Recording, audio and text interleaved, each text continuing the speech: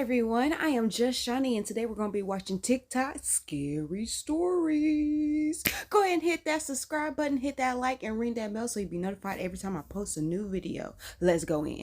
I cannot believe that we are a week away from Halloween and I have not made a spooky story time about the house I grew up in because, bitch, this house included ghost children, it included fingernails, buckle up. So when I was 6, my mom met my stepdad. When I was 7, she got pregnant and we moved in with his family. Now, his family lived in this 2-story house. They lived on the top floor. The bottom floor hadn't been used in God knows how fucking long. Okay, nobody had lived there in forever. And my mom, being the independent person that she was like, we're gonna take the downstairs. We're gonna live downstairs. And everyone was just like, all right, whatever. So we start heading downstairs. We're getting the place cleaned up. And when we first open the door, it's everything that you expect it to be. Okay, it hasn't been used in forever. It's dusty. It's gross. It's disgusting. It's everything. But the vibes immediately fucking off. Immediately off. Now, this entire house was carpet except for the kitchen and the bathroom. So this carpet is brown, and in hindsight, that carpet in itself was the biggest fucking red flag because I shit you not, embedded in this carpet we found human fingernails, we found wax, and burn marks. So 7-year-old me is like grossed out. It's like, ew, what the fuck? And my mom's just like annoyed. She's like, ugh, this is gonna cost so much more than we thought to get it cleaned up and whatever. So she hires a professional carpet cleaner, and dude comes in and he's like, oh, what the fuck? Like, he's never seen that before. He's like, dude, just get a whole new carpet. And my mom's like, yeah, that's not in the budget, so go over it 500 times if you have to. Just get it as clean as you can. So dude does his thing, we leave. We come back the following weekend, and my mom looks at me, she goes, hey, do you want a birthday party or do you want us to furnish and decorate your bedroom however you want? I've never been a party person, so I was like, dude, bedroom, obviously. She goes, okay, this is our bedroom. You can pick either that one in the front by the living room, or you can pick the one in the back by the kitchen. But the one in the front has a closet. So I'm like, ooh, okay, cool. So I start heading towards the front room, and immediately, I don't even make it through the archway before I'm like, no, I want the other room. She was confused. She's like, you haven't even gone into it. Like, why? What's going on? And I was like, no, you don't understand. I want the other room. I don't want this one. So she's like, why? What's going on? She starts heading in, and I grabbed her and I pulled her back. I was like, don't go in there. She looks at me. She's like, what the fuck is going on? And I was like, in 7-year-old words, I'm like, what the fuck do you mean what's going on? Do you not feel that? Don't go in there. So she's like, okay, what the fuck is going on? And I explained to her like what I'm feeling, and she's like, your dad was really sensitive to paranormal stuff too. So luckily she immediately believes me, and she contacts our Catholic priest, who comes in and blesses this house up and down multiple times. And she's like, do you feel better now? I'm like, not really, but it is what it is. So a couple years later, she has my other little brother, and unfortunately my 2 little brothers get that front room. They're in a bunk bed, and the brother who follows me has always said that when he was asleep at night, he felt like something would grab his feet and like pull him downwards. And he's always had nightmares about this place too. I remember that our like electronics will malfunction. Like my iPod Touch at the time would like get all fucked up, and I would be like talking, like when I felt a presence, I would be like, hey, if you're here, like make my volume go up or something, and my volume would be like it was wild. So then the other day I was talking to my mom on the phone, and she goes, oh, Chris had another nightmare about the house on 19th. And I was like, oh, what was the nightmare? And she goes, he dreamt that there was like a secret door in the closet in their room, and there was a staircase that led downwards to basically nothing. And I was like, I beg your finest pardon, because that has been my reoccurring dream since we moved into that house. She goes, you never told me about that. I was like, dude, there's so many spooky shit that happened in that house that like a scary dream was like the least of my worries. So my brother and I have coincidentally been having the same nightmare about that house forever. If you want to hear about the ghost children, the women in the kitchen who were having some type of seance, who were speaking in a different language, and the possible DV, let me know in the comments and I'll make a series. Yo, am I the only one who wants to go back to the house? Well, not me. Not me personally, but I want them to go back to the house and go in their room, go in the closet, and see if it's really a door, leading downstairs into a basement. Like, I want them to go, well, somebody, not me, not me. I low-key want to know what's going on. I'm a little kid of curiosity. I ain't trying to get snatched, I want someone else to be curious for me and just tell me about it. Live to tell me about it, you feel me? Honey, that is crazy. And it's just like, it's like they never thought, it never came to their mind. The husband, the boyfriend, whoever he was, the baby daddy, he doesn't know the history behind it. Like, I wouldn't thought, hey, I wonder why the family doesn't go down there. The boyfriend should know why the family don't go down there. That's his family. No one knows. And one thought, hey, I wonder. This is suspicious, I don't know about that. I wouldn't have been there. Like, at the carpet that bad. I have a foot thing. Like, I don't like my feet on nasty things. I freak out. I freak out. Like, I've been over a friend's house or whatever, and I had to take a shower, and their shower wasn't clean. And it's not like I'm about to clean it, because this ain't my dirt. I don't know where this dirt came from. I'm not about to clean this shower. So I would take a shower with socks on, because I have a foot thing. I don't like when my feet touch nasty stuff. My feet are sensitive. You feel me? Am I the only one? I'm weird like that. I got issues. Go subscribe. But yeah, honey, I wouldn't have been there. She was like, I don't want this room anymore. And Mom, don't go up in there. But then to put your brothers in there is wow. And they having nightmares, sharing nightmares. That's a deeper type of haunting, type of scary. Like, nope, friend, nope. Go follow her for more stories. She sounds like she got a lot of creep wounds. You guys follow all these creators. Okay, thanks. I don't know why her voice cut off, but you get the point. Let me tell you the story of how I encountered a shadow girl. Okay, a shadow person that took on the form of a little girl. Let me set the scene. We are in roughly 2010, 2011, 2012, around that range. I don't remember the exact year, but on this particular house was one of my childhood homes that me and my family moved to. Just like a lot of you, we moved a lot growing up. And on this particular house, we referred the house as Michelle Circle, and from that point on, it just stuck. Let me explain why we did that. This is a little representation, but the road that led to the cul-de-sac was called Michelle Circle, and the house of Michelle Circle was located right before the cul-de-sac opened. And it's because of that why we called this house Michelle Circle. On this particular day, I was just home alone with my dad. This was when my parents weren't divorced yet. I don't remember where my mom and my sisters went, but they went shopping, I believe. That's more than likely what happened. But anyways, I didn't want to go, so they went shopping and went to go out, do their own thing, have a girl day, okay?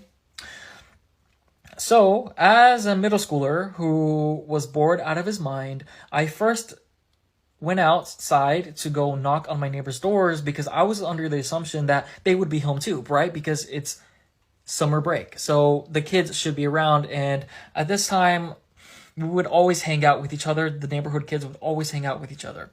But unbeknownst to me, they weren't home until I finished knocking. And yeah, nobody answered. Nobody was home. So I went back home and I went to go try to talk to my dad, but he was already asleep on the couch in the living room. And I was like, well, damn, what am I going to do now? Because I was going to go and play on the laptop, but I didn't want to. So what does a middle schooler do when he's bored out of his mind? I'll tell you exactly what he does. He does nothing, literally nothing. So I need to provide you more context on the situation because it's important. It's important. Turn your screen now if you haven't. So, this is the layout, which is important, right? So this is the front door that goes into the house, and once you go into the front door, you're met with the sitting room. Across from the front door is another door that leads to the kitchen, that then leads to another door that opens up to the living room. But that doesn't matter because my dad was like right here, anyways. So I decide to walk through the kitchen, go through the door, and sit on this couch. All right. And in front of the couch is the window, and to the side of the couch was the stairs that goes upstairs to the bedroom. Oh my gosh. Oh my gosh. Now just thinking about it just gives me chills. But anyways, so boom, we're sitting on the couch and I'm looking outside in the front yard, bored out of my mind, hot as hell, means it's summer. And I get this feeling that I'm being watched.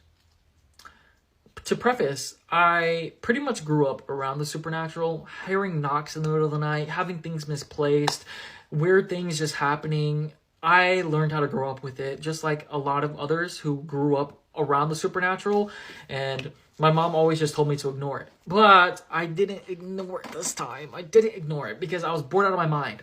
So I decide to just sit with the feeling of being watched and to try and trick the ghost. Because originally, whenever I would get these feelings, I would never see anything, right? Never, but not this day. So I thought in my mind that I could trick the ghost to believing that I was not aware that they were watching me. Or the shadow person was watching me. Shadow girl, little girl. It was a little girl was watching me. The average person, normal person would have just dipped immediately, but not me. Anyways, so I'm sitting there. I calm my body down because I'm like, I'm going to catch this bitch. You know, I didn't say that, but like, I'm going to catch this person who's watching me. And so immediately, when I get the feeling that they are still watching me and they don't think that I know that they're watching, I decide to look to the left, and this is what I saw. I looked to the left like fast, like this.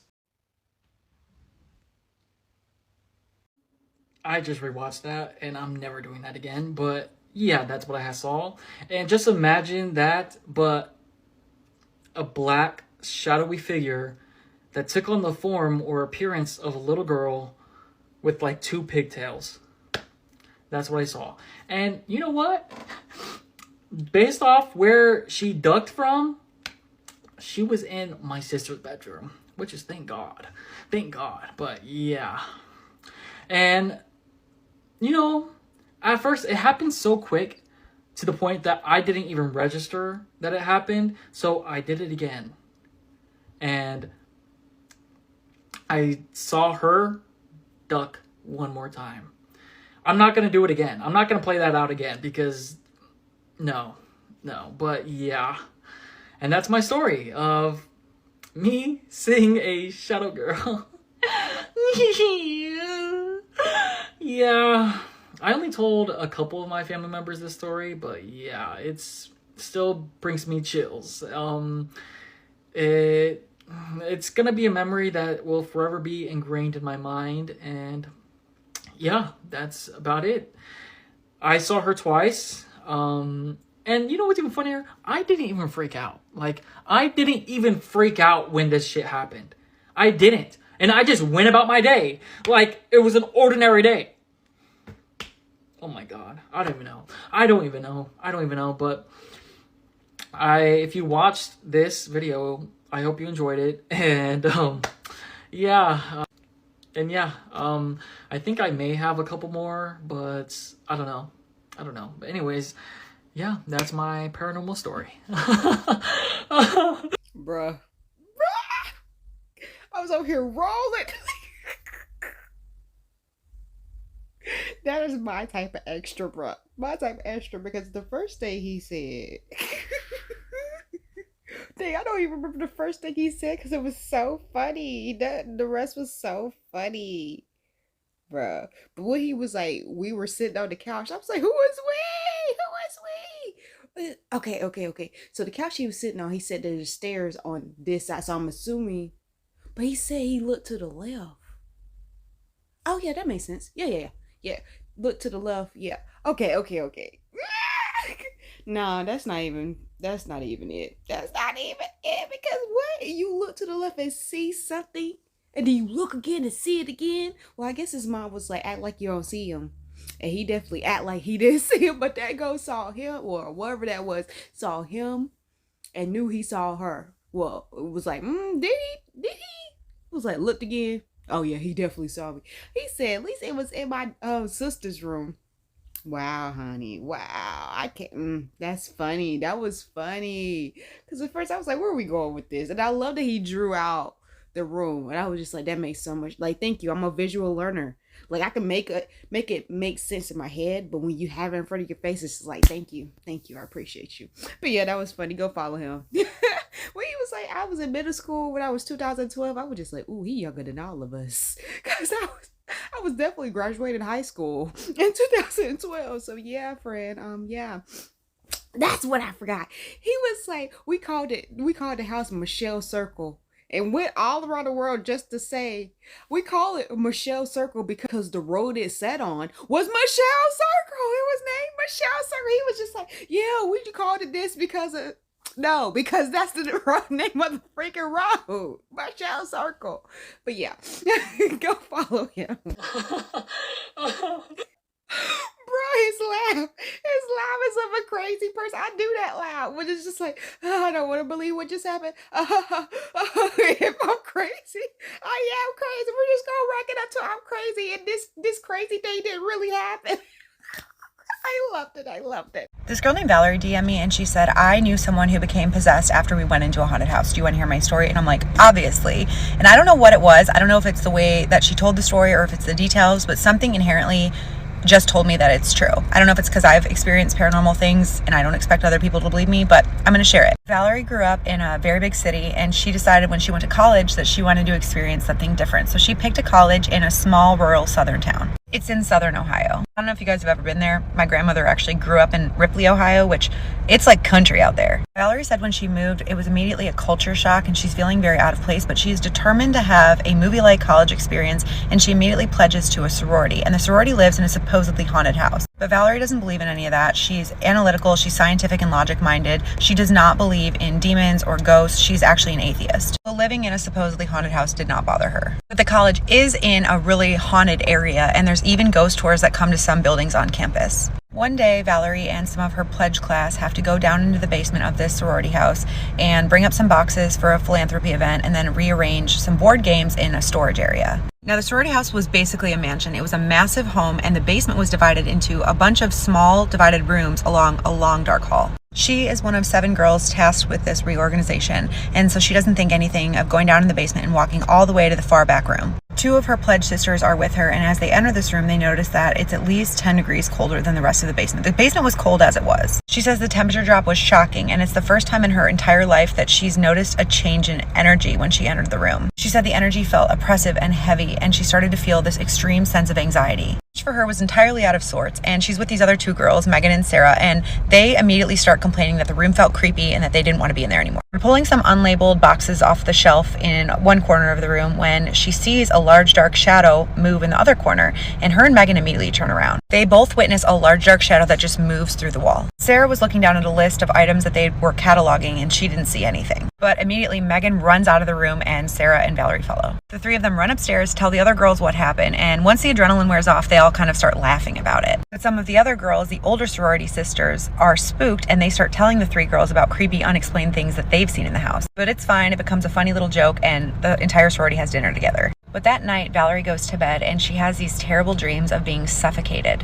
And the nightmares continue. They're very vivid, very scary, and the content varies, but she says in every single dream she felt like someone was oppressing and suffocating her. We woke up from all of these dreams in like a cold sweat, feeling crushed and waking up gasping for air. So they have chapter meetings every Monday, and the next Monday, Megan missed the chapter meeting. So Valerie didn't see her for almost 2 weeks. Valerie is working her shift at the cafe in the student center when Megan and Sarah walk in, and Megan looks terrible. She has dark bags under her eyes like she hasn't slept in weeks. Valerie says her skin was sunken in, like she'd lost some weight, and Valerie actually asks her if she's okay, and Megan explains that she's just had the flu for 2 weeks and just has not been sleeping well. And before Valerie can even say anything about her own dreams, Megan says that she's been waking up in cold sweats, having vivid dreams about being choked or drowning. Up until this point, Valerie said that she hadn't given too much thought to what she knew she saw in the basement. But when she tells Megan about the dreams that she's been having, Megan's hand started to shake. Megan and Sarah stay in the cafe throughout the rest of Valerie's shift, and when she gets off, They all go back to Megan's dorm room to watch movies and talk about it. She actually said that night was really fun because she didn't know those girls very well, and that kind of solidified the three of theirs friendship. Then in the middle of the movie, Megan says she wants to go to sleep, and she asked the other two girls to leave, which Valerie said was a little bit jarring, but because she didn't know her that well at this point, she didn't know if it was out of character or not, so her and Sarah just left. 3 days later, another sorority sister and Sarah find Valerie between classes, and they tell her Megan's been acting very strangely. She's been crying out and screaming in her sleep, pacing the room in the middle of the night, and during waking hours generally being very messy and aggressive. She's been really mean to Sarah out of nowhere. They've been friends for a while, and this is totally out of character, and she's never acted like this before. In fact, Sarah says that Megan would always pick up after her, arrange her shoes by the door while she was out. She described it as a light switch being flipped, and it was getting so bad that Megan was actually being transferred to another open room in the dorm. The girls decide that they're going to report it to their older sorority sisters, and maybe they can get her some help or get her in with a guidance counselor. Meeting happens, and Megan leaves livid, and she finds Sarah and starts screaming at her about how she's trying to get her kicked out of the sorority and out of school, and she's going off, and then in the middle of it, she just stops. Her face goes very calm, and she goes, "Just forget it." She becomes very calm, and she leaves. A few days later, she comes back into the cafe while Valerie is working, and Valerie says she looks better, not as tired, but she said she was walking with like a different kind of swagger, like she wasn't herself. She says she just looked different, like her face had changed, and Megan comes up and orders something, almost like she doesn't even know Valerie. She's standing very erect, and at first Valerie just thought she was mad at her. So Valerie gives her drink and her receipt. Megan takes her stuff, turns to walk away, and as she's walking away, she stops, turns around, looks at Valerie dead in the eye, and says, "It was nice to see you again." But Valerie says it wasn't her voice that came out of Megan's mouth. The hair on Valerie's arm stood at its end because it was like something or someone was wearing Megan's skin. Megan stopped coming to sorority chapter meetings, although she was the source of a little bit of gossip around the house. And then they found out like 2 weeks later that she had just up and left one day, leaving her room a complete mess. To this day, none of them have ever heard from Megan. Valerie says that periodically she tries to find her online to know that she's okay and that maybe she just went through a depressive episode or something. But Valerie says she cannot stop thinking about the way that their dreams matched up and the way that Megan talked to her the last time they saw each other. What do you think this was? Valerie will be in the comments, although she wanted this story to be anonymous, and keep sending me these stories and I will keep posting them in this playlist. Anybody else's eyes get a little teary, honey? A little bit. Yeah, I was low-key out of focus because my neighbors, my one neighbor in particular, 2 houses down, he just stands outside with all his car doors open and blasts his music. And yesterday, I walked over to his house and I was like, "Hey, your music shakes my house. Like, it's really loud. Can you cut it down?" That was yesterday. Why is it today he's still blasting his music? Like, at 9 o'clock this morning, my next door neighbor has his merry-go-round, has his music blasting, and I'm just like, what is going on with people? It's 9 o'clock in the morning. I missed the gym today because a few streets over, a company's doing construction, and the times that they do construction is dumb. Like this morning, they were doing construction from like 12 o'clock in the morning to 3 o'clock in the morning. So of course I didn't get no sleep. I go to the gym at like 5 o'clock. So I was just like, oh heck no, I'm skipping the gym because I gotta sleep. My thoughts are that they doing this just because the election, they've been doing this throughout the whole early election. It's just dumb. It's just silly dumb.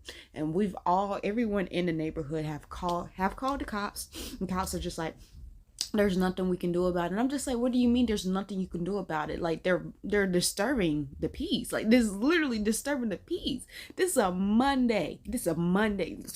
Sunday night, Monday morning. The kids got to go to school. Like people got to go to work. Like nobody's getting. I was just like, you know what? Mama then moved us to the hood and I'm just over it. I'm over living here. It is so crazy because for me to get sleep, like even right now, you probably can't hear everything that's going on in my background, but it's loud. It's really loud. And usually I have my projector on just to muffle out the sound because it's so loud here. People are so inconsiderate. And it's just like, what is going on? Anyway, enough of that. I'm focused. I think I remember everything that was going on with this story.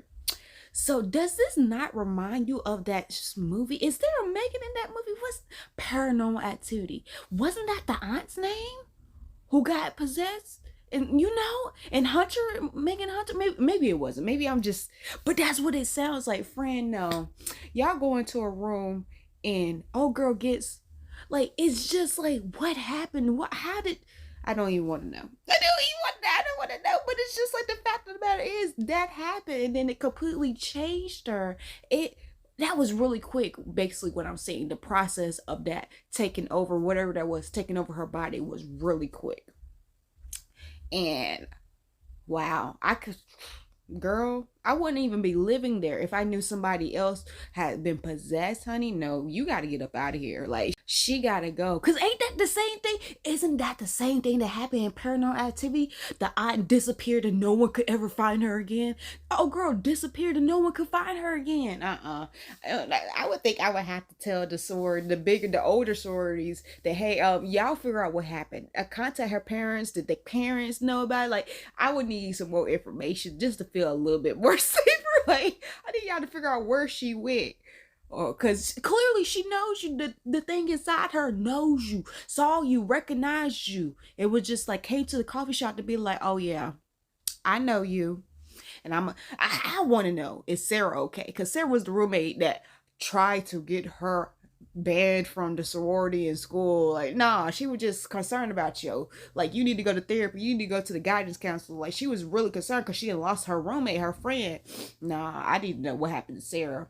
Where's Sarah at? Is she alright? Subscribe!